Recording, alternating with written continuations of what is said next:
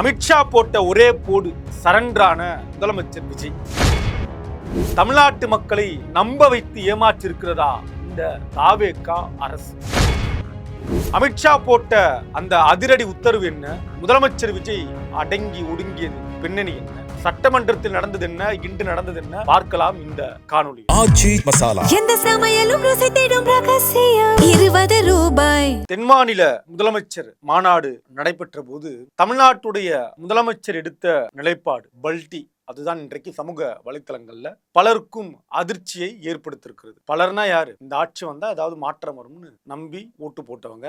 இதுல இன்னொரு தகவல் இருக்கு, பெரும்பாலும் அவங்களுக்கு அதிர்ச்சி ஏற்படுத்த வாய்ப்பு கிடையாது அப்படியும் எழுதுறாங்க. ஏன்னா இப்ப வாக்களித்தவர்கள் என்ன அரசியல் புரிதலோடு வாக்களித்தார்கள் அப்படின்ற கேள்வி இருக்கு. எனவே இந்த பல்டி இருக்கு இல்லையா, இந்த பல்டி இப்ப நம்ம பேசிட்டு இருக்க இந்த பல்டி இருக்கு இல்லையா, அந்த பல்டியை பத்தி வாக்களித்தவர்களுக்கு பெரும்பாலும் ஒன்றும் தெரியாது. ஆனால் எதிர்த்தரப்பு கேள்வி எழுப்புகிற பொழுது, எதிர்கட்சிகள் கேள்வி எழுப்புகிற பொழுது இப்ப கேள்வி எழுப்ப தொடங்கிட்டாங்க. இப்ப தொடங்கின உடனே போன வாரம் நம்ம அண்ணன் என்ன பேசினாரு, நம்ம அண்ணன் மாற்றி மாற்றி பேசுவார் அப்படின்றது அவங்களுக்கு தெரியும். ஆனாலும் ஓரளவுக்கு நம்ம முட்டு கொடுத்தாலும் இப்ப இந்த வாரம் நம்ம எப்படி முட்டு கொடுக்கலாம்னு அந்த எதிர்த்தரப்பு தயாராகி கொண்டிருக்கிறது அப்படின்லாம் பேச தொடங்கி இருக்கிறார். என்ன பிரச்சனை? இப்ப போன வாரம் நம்ம போகணும். போன வாரம் இதே சட்டமன்றத்தில் இதே ஜோசப் விஜய் முதலமைச்சர் அவர்கள் தீர்மானம் கொண்டு வருகிறார். என்ன தீர்மானம்? எல்லோருக்கும் தெரிஞ்ச தீர்மானம், இந்த தொகுதி மறு சீரமைப்பு கூடாதுன்னு. அதுல நாடாளுமன்ற உறுப்பினர்களுடைய எண்ணிக்கை 543 நிலையிலேயே வைக்க வேண்டும். இன்றைக்கு நாடாளுமன்ற எண்ணிக்கை இருக்கு இல்லையா, அந்த எண்ணிக்கை அப்படியே இருக்கணும். ஒன்று. இரண்டாவது, நாடாளுமன்ற உறுப்பினர்களுடைய விகிதாச்சாரம் தற்போதுள்ள விகிதாச்சாரத்தின் அடிப்படையில தான் தொடர வேண்டும். இதே விகிதாச்சாரம் நிரந்தரமாக இருக்க வேண்டும். இது 2. இது போன வாரம் இப்படி பேசுகிற பொழுது உள்துறை அமைச்சர் அமித்ஷா அவர்கள் தமிழ்நாட்டுக்கு வரல. தமிழ்நாட்டுக்கு அமித்ஷா வந்த உடனேயே இப்ப என்ன பூகம்பத்தை கலப்பி இருக்கு அப்படின்னா, தொகுதி மறுவரையால் எந்த மாநிலமும் பாதிக்கப்படாது என்கிற சட்டப்படி உறுதிமொழி கொடுக்க வேண்டும். இது ஒண்ணா. இரண்டாவது, எந்த மாநிலத்தின் பிரதிநிதித்துவமும் குறையாது என்கிற சட்டப்பூர்வமான உத்தரவாதம் தர வேண்டும். அரசியலை கவனிக்கிறவங்களுக்கு என்ன சிக்கல்னா, சட்டப்பூர்வ உறுதிமொழினா என்ன, சட்டப்பூர்வ உத்தரவாதம்னா என்ன? போன வாரம் தொகுதி மறுசீரமைப்பு கூடாது, இந்த வாரம் தொகுதி மறுசீரமைப்பு வேண்டும். ஆனா எந்த மாநிலத்திற்கும் எந்த பிரச்சனையும் வரக்கூடாது, எண்ணிக்கை குறையக்கூடாது. போன வாரம் தொகுதி மறுசீரமைப்பே வேண்டாம், அப்ப நோ.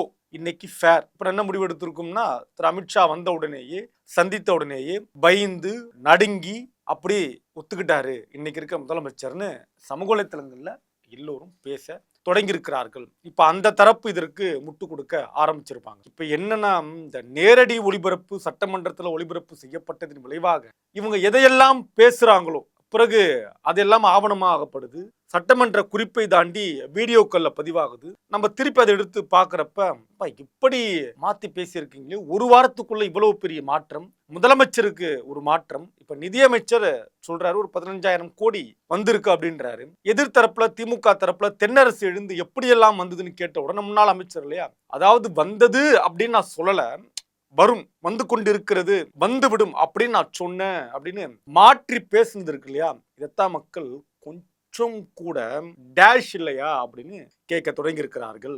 இது அமைச்சருக்கே எப்படின்னா, டேஷ் போட்டு பேசுற முதலமைச்சருக்கு இப்ப இருக்க மக்கள் என்ன டேஷ் போட்டு எழுதுவாங்க அப்படின்றத நீங்க சமூக வலைத்தளங்கள்ல போய் பார்க்கலாம். ஒரே நாள்ல இந்த மாற்றம் நிகழ்ந்திருக்கிறது. ஒரு வாரத்துக்குள்ள தாவேகா அரசு மாறியது எதனால்? இப்படி பல கேள்வி இருக்கு. ஏற்கனவே பலர் சொன்னது, இந்த அரசு 108 இருக்கிற அரசு.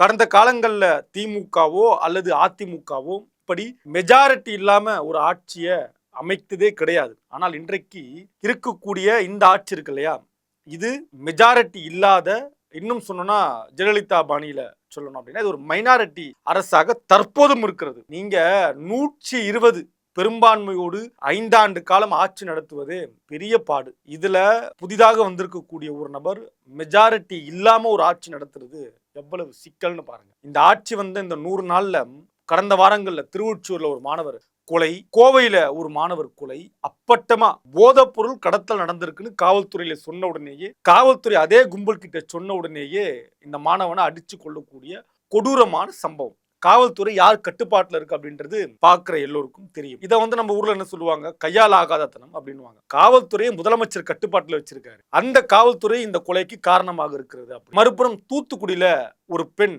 தாவேக்காவுடைய நகர செயலாளரால எனக்கு பாதுகாப்பு கிடையாது, இது அதே தாவேக்கா. கடந்த மாதம் எல்லாம் நீங்க பார்த்திருப்பீங்க, சரவணன் சட்டமன்ற உறுப்பினர் சரவணன் இருக்கார் இல்லையா, அவர் என்ன லீலைகளை பார்த்தாரு நமக்கு தெரியும். ஆலந்தூர்ல ஒரு தாவேக்கா நிர்வாகி என்ன லீலையை பார்த்தாருன்னு நமக்கு தெரியும். அதையெல்லாம் தாண்டி இந்த லாக்அப் மரணம் இருக்கு இல்லையா, இதற்கு முன்னாடி ஒரு மாற்றுத்திறனாளி கீழே விழுந்து மரணம் அடைந்தார் அப்படின்னு காவல்துறை சொன்னாங்க. பிறகு நேற்றைய முன்தினம் மதுரையில ஒரு லாக்அப் மரணம் நடந்ததாக குற்றச்சாட்டு. மனைவி, அந்த ஐயம்மாள் என்ற பேர் கொண்ட மனைவி அழுகுறாங்க, வீடியோக்குள்ள அழுகுறாங்க, நடந்திருக்கு. அது போக ஊழல் 90 கோடி, கிட்டத்தட்ட 100 கோடி ரூபாய் மதிப்புள்ள சொத்து 2 கோடி ரூபாய்க்கு பதிவு பண்ண மெகா ஊழலை வந்த இந்த 50 நாள்லயே தொடங்கின இந்த அரசு. இதற்கு காரணமாக இந்த குற்ற செயல்களில் ஈடுபட்ட ஒரு நபர் மரணம், மருத்துவமனையில அவர் மரணம் அப்படின்ற செய்தி. இவ்வளவும் பார்த்த பிறகு முட்டு கொடுக்கக்கூடிய ஒரு கோஷ்டி இருக்குன்னா அது எதிர்த்தரப்புல அந்த வேலையை தொடர்ந்து செய்தாலும் கூட தமிழ்நாட்டு மக்கள் பார்ப்பாங்க இல்லையா. தமிழ்நாட்டுல பெரும்பான்மையாக விழுந்த வாக்கு எப்படி, ஏற்கனவே பலரும் சொன்ன மாதிரி மகள் சொல்லி, மகன் சொல்லி, பேரன் சொல்லி, பேத்தி சொல்லி, அம்மா அப்பா தாத்தா பாட்டி மாமான்னு சித்தப்பான்னு உறவினர்களை எல்லாருமே ஒரு முறை ஒரு வாக்க தாவேக்காவுக்கு போடுவோம். ஆசையா கேட்கக்கூடிய மகன், அடம்பிடிச்சு கேட்கக்கூடிய மகள்னு வாக்களித்ததுடைய பலனை 100 நாட்கள்ல அறுவடை செய்ய தொடங்கியிருக்கிறார்கள். இவ்வளவு குற்ற சிக்கல்ல, போதைப் பொருள் கலாச்சாரத்துல அரசு தோற்று இருக்கிறது, சட்டம் ஒழுங்கு சீர்கேட்டுல அரசு தோற்று இருக்கிறது. பட்ட பகல்ல வட சென்னையில மணலி பகுதியில ஒருத்தர் வெட்டுறாங்க. பிறகு இதே தண்டையார்பேட்டையில 2 கேங்குள்ள அரிவாள் வெட்டு, இரவு KK நகர்ல ஒரு அரிவாள் வெட்டு சம்பவம் நடக்குது. நம்ம இதெல்லாம் தொடர்ந்து 2 நாட்களா பார்த்துட்டு இருக்கோம். அப்ப சட்டம் ஒழுங்குல இந்த அரசு தோற்று இருக்கிறது, ஊழல் செய்து இந்த அரசு தோற்று இருக்கிறது, போதை கலாச்சாரத்துல இந்த அரசு தோற்று இருக்கிறது. பெண் பாதுகாப்பு, எந்த பெண் பாதுகாப்பு, TVK நிர்வாகிகளிடம் இருந்து பெண் பாதுகாப்புல இந்த அரசு தோற்று இருக்கிறது. இந்த ஃபைல் எல்லாம் டெல்லிக்கு போயிருக்கும் இல்லையா, அமித்ஷா டேபிளுக்கு வந்திருக்கும் இல்லையா. சட்டமன்றத்துல முதலமைச்சர் ஏன் டேபிள்ல 3 ஃபைல் இருக்கு அப்படின்னாருல, அங்க அமித்ஷா டேபிள்ல பல ஃபைல் இருக்கு. அந்த ஃபைலை காட்டி இன்றைக்கு காலி செய்திருக்கிறார் முதலமைச்சர் விஜயை அப்படின்னு பேச தொடங்கி இருக்கிறார்கள் சமூக வலைத்தளங்கள்ல. வழக்கம் போல வே இருந்தால், சூ இருந்தால், சோ இருந்தால், இதெல்லாம் இருந்தால் இந்த அரசு இதுக்கு என்ன பதில் கொடுக்கும் நமக்கு தெரியும். இந்த அரசு என்ன பதில் கொடுக்க போகுது தெரிஞ்சிடுச்சு. இந்த என்ன யோகிதையில இவங்க இந்த வேலையை பார்த்திருக்காங்கன்னு. அப்ப போன வாரம் சட்டமன்றத்துல ஒரு தீர்மானத்தை கொண்டு வரீங்க, இப்ப மாற்றி பதிவு பண்றீங்க, பேசியிருக்கீங்க அப்படின்னா பச்சோந்தியுடைய வேகத்தை விட வேகமா மாறுறது துரோகம் அப்படின்னு சொல்லுவாங்க, காலவாரிட்டான் அப்படின்னு சொல்லுவாங்க, நம்ப வச்சு கழுத்தறுத்துட்டான் அப்படின்வாங்க இல்லையா. இது எல்லாமே இன்றைக்கு இருக்கக்கூடிய அரசுக்கு அப்படியே பொருந்தும்னு பேச தொடங்கி இருக்கிறார்கள். தொடர்ந்து கிங் செய்திகளை வழங்குவோர் அதிக மசாலா அதிக சுவை ஆச்சி மசாலா. இணைந்திருங்கள். நன்றி, வணக்கம். ஆச்சி மசாலா, எந்த சமையலும் ருசி தேடும் ரகசியம் 20 ரூபாய்.